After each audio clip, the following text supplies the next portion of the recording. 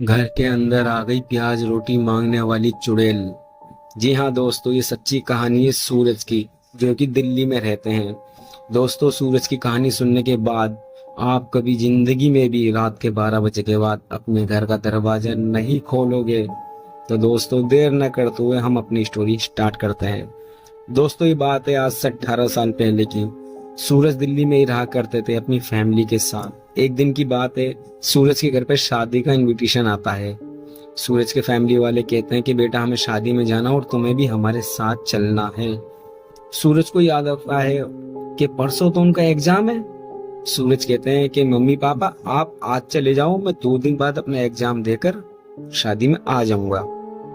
सूरज के घर वाले कहते हैं कि नहीं बेटा, हम तुझे अकेला कैसे छोड़ के जा सकते हैं। सूरज कहते हैं कि मम्मी पापा मैं बड़ा हो चुका हूँ, आप टेंशन मत लो, मैं घर पूरा संभाल लूंगा। सूरज के मम्मी पापा कहते हैं ठीक है बेटा, हमारा जाना भी जरूरी है, तो आज हम शाम को ही शादी के लिए निकल जाते हैं और तुम 2 दिन बाद आ जाना और अपना ख्याल रखना। इतना कहते ही शाम के टाइम सूरज के फैमिली वाले शादी के लिए निकल जाते हैं अपने घर से। रात के 8 बजते हैं। सूरज खाना खाते हैं और जाकर अपने टीवी देखने लग जाते हैं। टीवी देखते देखते सूरज को पता ही नहीं चलता है कि कब रात के 12 बज चुके हैं। 12 बजे करेक्ट अचानक से किसी ने उनका दरवाजा खटखटाया। खटखट खटखट। सूरज ने सोचा, यार इतनी रात में कौन आ गया जो दरवाजा बजा रहा है। सूरज ने बोला, कौन है? तो बाहर से आवाज आती है, बेटा मुझे भूख लग रही है, मुझे प्याज रोटी दे दे खाने के लिए। सूरज सोचते हैं, यार कौन है यार। फिर वो ये सोचने लग जाते हैं कि यार शायद कोई परेशान इंसान होगा। सूरज बहुत साफ दिल के थे। सूरज जाते हैं, गेट खोलते हैं, सामने देखते हैं बहुत ही ज्यादा बुजुर्ग बूढ़ी अम्मा खड़ी थी। सूरज उनको देखने के बाद बोलते हैं कि अम्मा क्या हुआ। तो वो बूढ़ी अम्मा कहती है, बेटा मुझे भूख लग रही है, मुझे प्याज रोटी खाने के लिए दे दे। सूरज कहते हैं कि अम्मा घर में रोटी सब्जी है, वो लेके आऊं आपके लिए। वो बूढ़ी अम्मा कहती है, नहीं बेटा मुझे बस प्याज रोटी खानी है। सूरज सोचते हैं क्या पता अम्मा का प्याज रोटी खाने का दिल कर रहा हो। सूरज कहते हैं ठीक है अम्मा, मैं लेकर आता हूँ। सूरज इतना कहकर अपने किचन में जाते हैं। सूरज 2 रोटी और 2 प्याज लेकर अम्मा के पास पहुंच जाते हैं।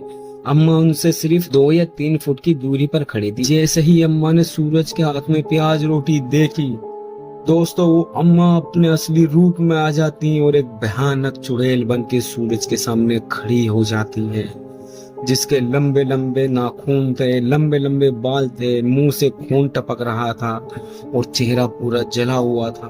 और सूरज से कह रही थी, ला बेटा मुझे प्याज रोटी दे दे, ये जो तेरे हाथ में है। इतना देखना था कि सूरज इतना डर जाते हैं कि उनके हाथ पैर कांपने लगते हैं और वो एकदम से अपने घर के अंदर भागते हैं। भागते भागते सूरज अपने घर के मंदिर के पास जाकर बैठ जाते हैं और वो चुड़ैल धीरे धीरे उनके घर के अंदर आ रही थी। सूरज को उस चुड़ैल के चलने की और उसके पजेब की आवाज क्लियर सुनाई दे रही थी। सूरज मंदिर के नीचे बैठ गए थे और अपने कानों पर हाथ रख लिया था और अपनी आंखें बंद कर ली थी। वो चुड़ैल धीरे धीरे सूरज के पास आ रही थी, लेकिन जैसे ही चुड़ैल ने ये देखा कि सूरज मंदिर के नीचे लेटे हुए हैं, तो वो चुड़ैल वहीं रुक गई। वो मंदिर के पास नहीं आ सकती थी।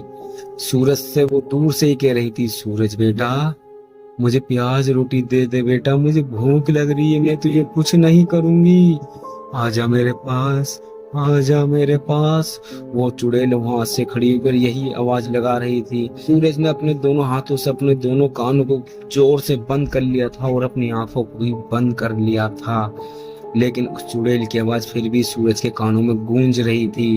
वो बार बार यही कह रही थी, सूरज बेटा प्याज रोटी दे दे मुझे, मैं तुझे कुछ नहीं करूंगी, मैं बहुत भूखी हूँ, ला दे दे।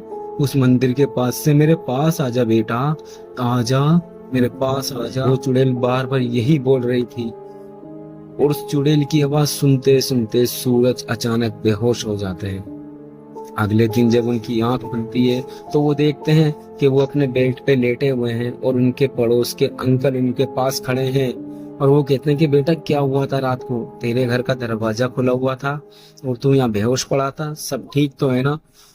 तो सूरज कहते हैं कि अंकल मेरे साथ रात में ऐसे ऐसे हुआ था। ये सुनते ही उन अंकल ने थोड़ी सी भी देर ना करते हुए सूरज की मम्मी पापा को फोन करा और बोला कि आपके लड़के के साथ ऐसा ऐसा हो चुका है, आप जल्दी घर आइए। ये सुनने के बाद सूरज के घर वाले उसी शाम को घर पर वापस आ जाते हैं और बाबा जी को बुलाकर सूरज के लिए ताबीज वगैरह बनवाते हैं और अपने घर में भी कुछ क्रियाएं करवाते हैं जिससे वो चुड़ैल अंदर ना आ पाए। दोस्तों, अगर आपको हमारी ये रियल और सच्ची भूतिया कहानी पसंद आई हो तो प्लीज हमारे चैनल को सब्सक्राइब कर लेना। हम आपके लिए ऐसे ही सच्ची और हॉरर स्टोरी लेकर आते रहेंगे।